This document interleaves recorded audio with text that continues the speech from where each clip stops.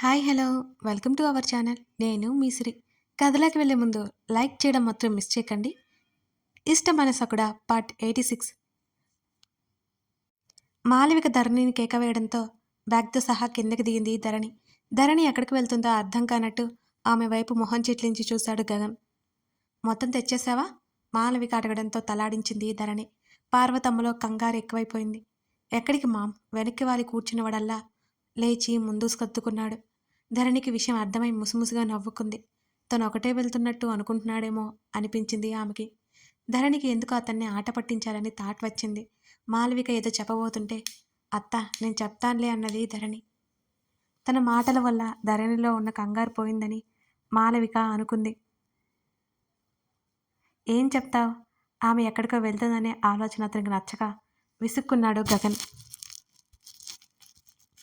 పార్వతమ్మ ఏదో మాట్లాడబోతుంటే వర్ష కేక వినిపించింది. అయినా పార్వతమ్మ వినలేదు. అమ్మగారు రుక్కు అరుపుకి అందరూ చిరాగ్గా చూశారు ఆమె వైపు. ఒక్కసారిగా అందరూ అలా చూడడంతో సైలెంట్ అయిపోయింది రుక్కు. ఏంటే? పార్వతమ్మ విసుక్కుంది. మిమ్మల్ని వర్షా మేడం పిలుస్తున్నారు అన్నది గొంతు తగ్గించి. తర్వాత వస్తానని చెప్పుదానికి అంది. లేదంటండి, ఎంటెట్టుకుని తీసుకురమ్మన్నారండి అన్నది కాస్త వినయంగా రుక్కు.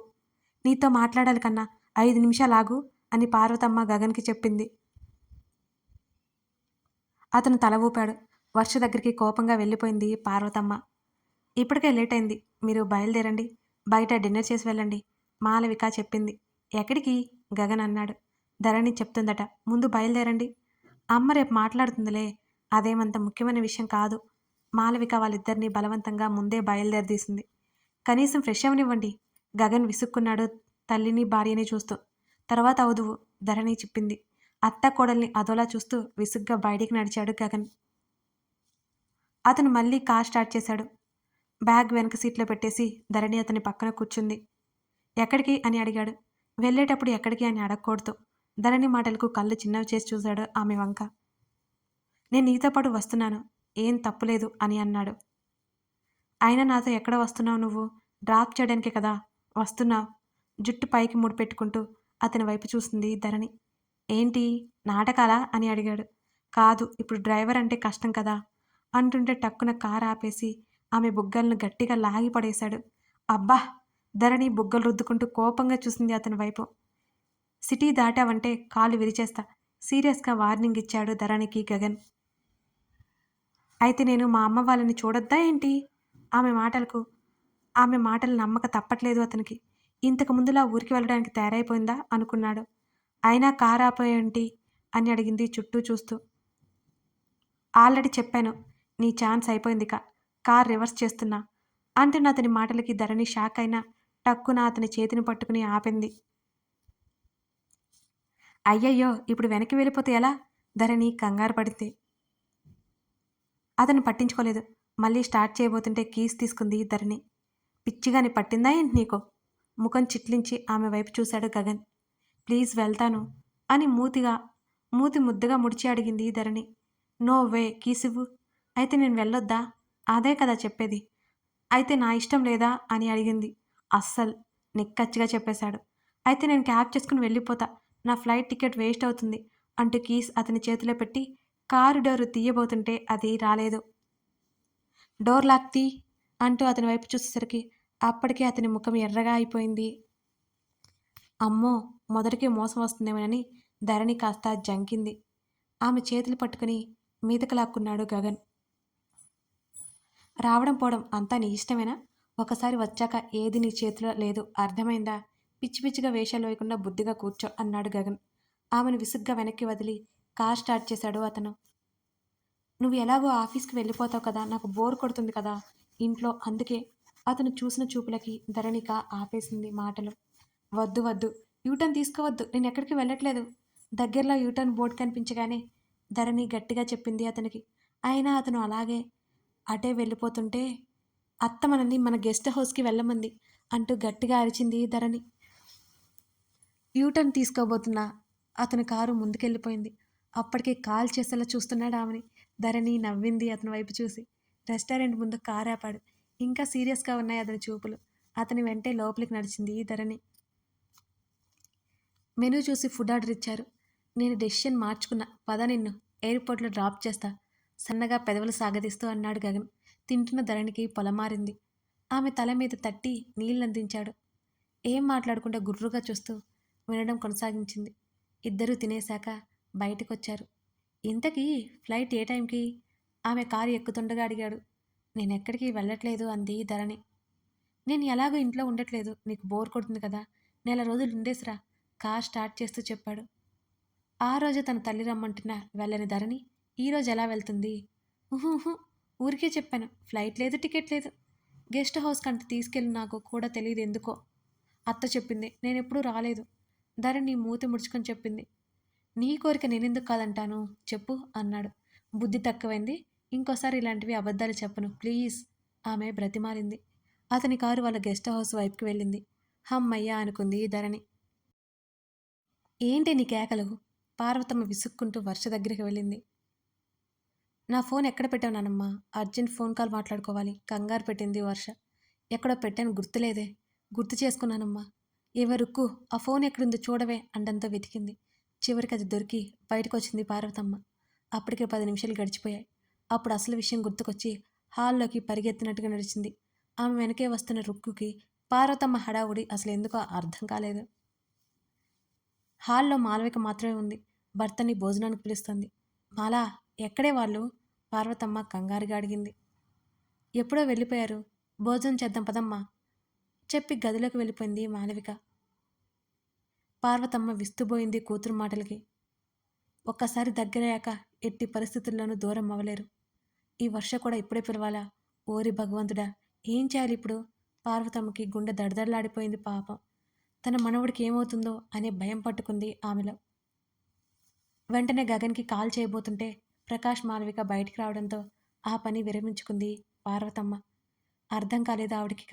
భోజనం కూడా చేయబుద్ధి కాలేదు. ఏంటమ్మా ఒంట్లో బాలేదా? గురి నుంచి వచ్చిన దగ్గర నుంచి తల్లి ప్రవర్తన వింతగా అనిపిస్తుంటే అడిగింది మాలవిక. అదేం లేదు మాల, ఉక్కగా ఉంది అని తప్పించుకొని చీర కొంగుతో నుదురు తుడుచుకుంది పార్వతమ్మ. కాస్త తినేసి రెస్ట్ తీసుకుందూరా బలవంతంగా తినడానికి తీసుకెళ్ళిపోయింది మాలవిక. ఆలోచనల మధ్య ముద్ద దిగలేదు పార్వతమ్మకి.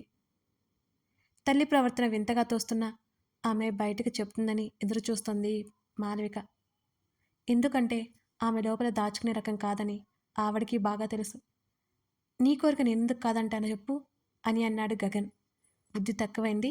ఇంకోసారి ఇలాంటివి చెప్పును ప్లీజ్ ఆమె బ్రతిమాలింది అతన్ని. అతని కారు వాళ్ళ గెస్ట్ హౌస్ వైపుకి వెళ్ళింది. హమ్మయ్య అనుకుంది ధరణి. ఇక్కడి నుంచి ఎయిర్పోర్ట్కి దగ్గర ఒకసారి ఆలోచించుకో అన్నాడు అతను.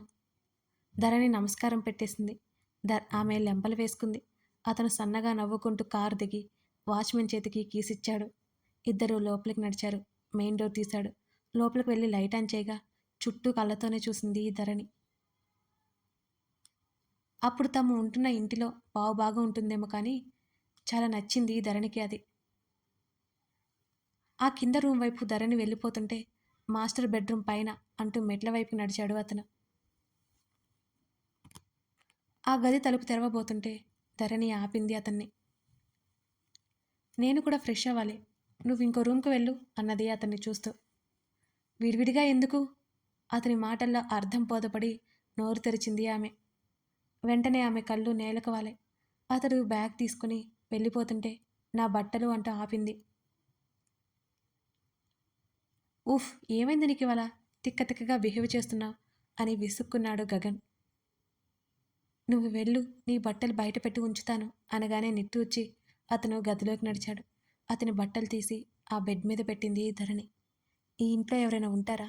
షర్ట్ బటన్స్ తీస్తున్న అతన్నే చూస్తూ అడిగింది ఆమె.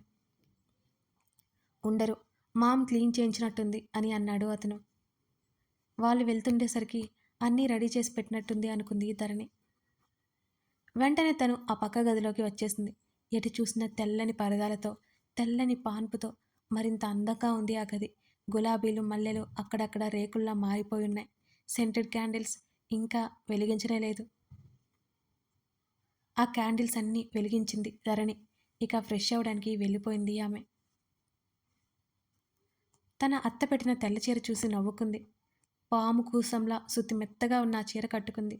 ముడిపెట్టిన జుట్టు కిందకి తీసి జడ వేసుకుందాం అనుకునే లోపు తలుపు కొట్టిన శబ్దం వినిపించింది. 5 మినిట్స్ ఆమె డోర్ దగ్గరికి వచ్చి చెప్పింది.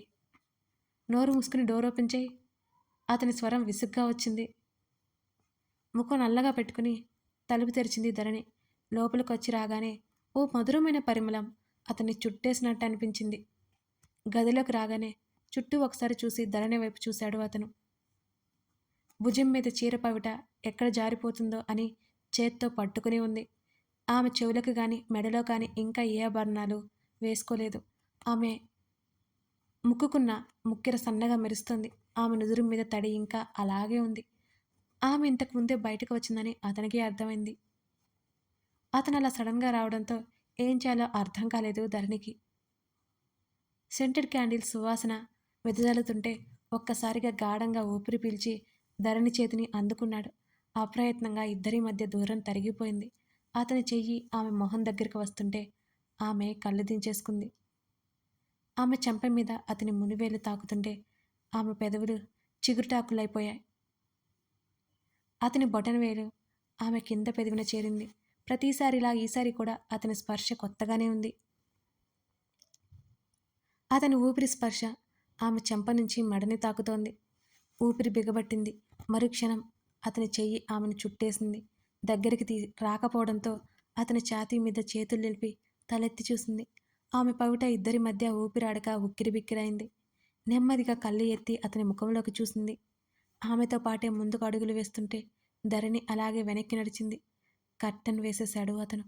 ఆమె పొడవాటి జుట్టు విరబడి ఆమె నడుం మీద ఉన్న అతని చెయ్యి దాటిపోయింది. నెమ్మదిగా భుజాల మీద చేతులు పెట్టి వెనక్కి సర్దుకుంది ఆమె. అలాగే అతను గోడకి ఆనుకుని ఆమెను చూస్తున్నాడు. 2 చేతులతో ఆమె బలమైన జుట్టును ముడిపెట్టసాగింది. ఆమె చూపులు మాత్రం అతని వైపు లేవు. ఆమె నడుము వంపు నెలవంకలా మెరుస్తుంటే అసలు తయారవని ఆమె రూపం కట్టుబొట్టు ఓ అద్భుతంలా తోచింది అతనికి. అతని చేయి నేరుగా ఆమె నడుము మీదకి చేరింది. అతని చల్లని చేతి స్పర్శ ఆమె వెచ్చని శరీరాన్ని తాకగానే ఆమె శరీరంలో ప్రతి అణువు ఒక్కసారిగా ఎగిసిపడింది. ఉలిక్కిపాటుగా చూసింది అతని వైపు. మరో చేత ఆమె భుజం పట్టి వెనక్కి తిప్పి వెనక నుంచి హత్తుకున్నాడు. అతని చెయ్యి ఇంకా ఆమె నడుముని మీద నుంచి దూరం అవ్వలేదు. అంతకంతకి అతని పట్టు పెరుగుతుంటే ఆమె బిగుసుకుపోయింది. ఆమె మెడ దగ్గర జుట్టు ఇంకా చల్లగా ఉంది. విశాలంగా ఉన్న ఆమె వీపు మీద అతని మునివేళ్ళు కదులుతున్నాయి.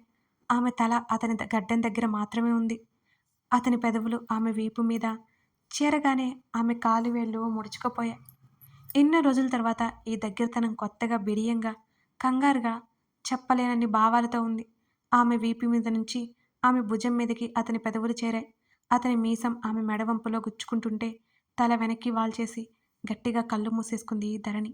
ఆమె చీర పవిట పెదవులతోనే పక్కకు తోసేశాడు. అది ఎంతో సులువుగా పక్కకి జారిపోయింది. అతని అరచేయి ఆమె నాభి మీదకి చేరింది. అరచేత్తో ఆమెను మరిక లాక్కున్నాడు. ఆమె మెడ మీదుగా ఎగసిపడుతున్న హృదయాన్ని గమనిస్తూ తల ముందుకు వచ్చి మరొక ముద్దు ఇచ్చాడు. అతని చేతి మీద ఆమె 2 చేతులు బిగుసుకున్నాయి ఆ చర్యకి. ఆమె మెడ చుట్టూ హృదయం మీదుగా ఒక చెయ్యి చరితే మరొక చెయ్యి ఆమె నడుము చుట్టూ చేరగా ఆమె తలకి చంపాలించుకొని కొన్ని క్షణాల పాటు అతను అలాగే ఉండిపోయాడు. అతని శరీరంలో ఆమె శరీరం ఒదిగిపోయినట్టుంది ఆ దృశ్యం. ఆమె దేహం మీద అతని చేతులు కదులుతుంటే ఆమె పెదవుల నుండి సన్నటి నిట్టూర్పులు వెలువడుతున్నాయి. ఆమె భుజం మీద వస్త్రం తప్పించి ఆమె శరీరం మీద ఉన్న అతని పేరును పెదవులతో అభిషేకించాడు. ఆమె భుజం మీద అతని మునుపండు గుర్తు చేరగానే ఇహలోకంలోకి వచ్చిపడి గబుక్కున అతని నుంచి ముందుకు పరిగెత్తింది. కింద పడి అతని చేతిలో చిక్కుకున్నది ఆమె చీర. అతను పట్టుకుని లాగడంతో ఆమె శరీరం నుంచి ఈసారి పూర్తిగా వేరైంది. దాన్ని అవతలకి విసిరేశాడు. అది అర్థమై తెలియని బిడియం ఆవహించగా హృదయానికి చేతులు కప్పుకొని అలా ఆగిపోయింది.